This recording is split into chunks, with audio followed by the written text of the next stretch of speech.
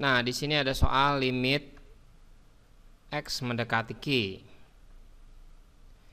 X akar X dikurangin Q akar Q, terus dibagi sama akar X dikurangin akar Q.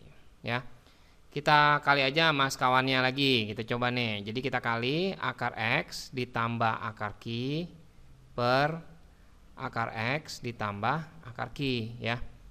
Jadi limit X mendekati Q. Ini berarti ini kita buka nih. Ini X akar X dikali X, ya. X akar X dikali X dikali akar X, ya. Nah, akar X kali akar X kan X. Jadi X dikali X. Jadi bentuknya X kuadrat, ya. X kuadrat. Terus yang ini dikali ini. Jadi X akar X dikali sama akar Q. Nah, berarti ini bisa digabung jadinya plus X akar QX, ya. Jadi akar X dikali akar Q. Nah, udah gitu ini nih min Q akar Q dikali akar X. Jadi min Q dikali sama akar X juga, ya. Nah, jadi di sini akar QX gitu, ya. Nah, udah gitu min Q akar Q dikali plus Q. Jadinya min Q kuadrat, ya. Dibagi sama bawahnya itu akar X dikurang akar Q dikali akar X ditambah akar Q. Jadi kan A min B dikali A plus B nih. A kuadrat min B kuadrat, ya. Jadinya akar X dikuadratin X, akar Q dikuadratin Q.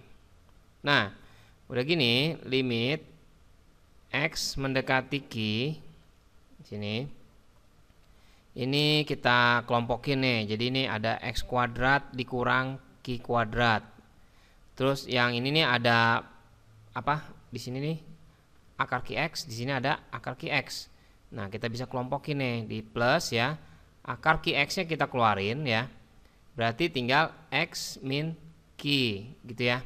Di sini per X min Q juga bawahnya. Nah, udah gini, ini ngerti ya ini, ya, kalau kita kelompokin, ya, akar QX sama akar QX dikeluarin, ya.